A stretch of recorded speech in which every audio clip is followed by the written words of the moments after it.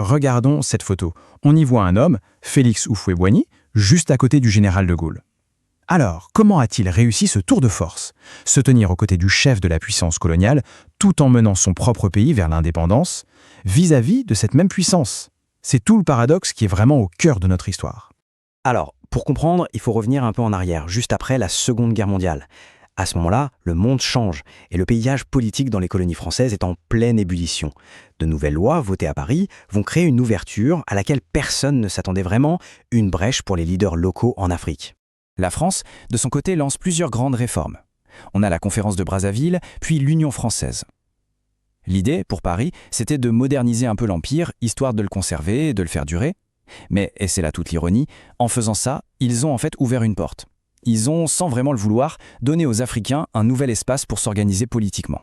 Et le résultat, c'est une véritable explosion politique. Un peu partout en Côte d'Ivoire, on voit apparaître des partis et des syndicats créés et dirigés par des Ivoiriens, tous bien décidés à défendre leurs propres intérêts. Des noms comme le PDCI ou le SA, le Syndicat agricole africain, deviennent les symboles de cette toute nouvelle ère. Forcément, cette montée en puissance très rapide des mouvements nationalistes, surtout d'un parti qui devient extrêmement populaire, le RDA, le Rassemblement démocratique africain, ça mène tout droit à la confrontation. Une confrontation directe et même brutale avec l'administration coloniale.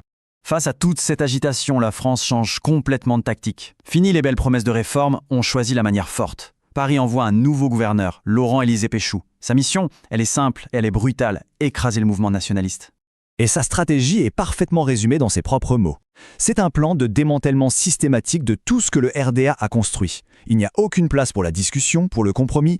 L'objectif, c'est l'éradication politique pure et simple. Mais bien sûr, la répression ne fait qu'enflammer la résistance.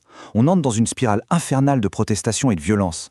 Ça va à des actes de désobéissance civile, comme la très célèbre Marche des femmes, jusqu'à des affrontements meurtriers. La tension est à son comble. Et cette confrontation a un coût humain, un coût terrible. Le bilan officiel, c'est 52 morts. Derrière ce chiffre, il y a la réalité sanglante de cette lutte pour l'indépendance. Le chemin se pète en vies humaines. C'est dans ce contexte de répression féroce que le leader du RDA, Houphouët-Boigny, va prendre une décision absolument radicale. Une décision qui va choquer tout le monde et qui reste extrêmement controversée.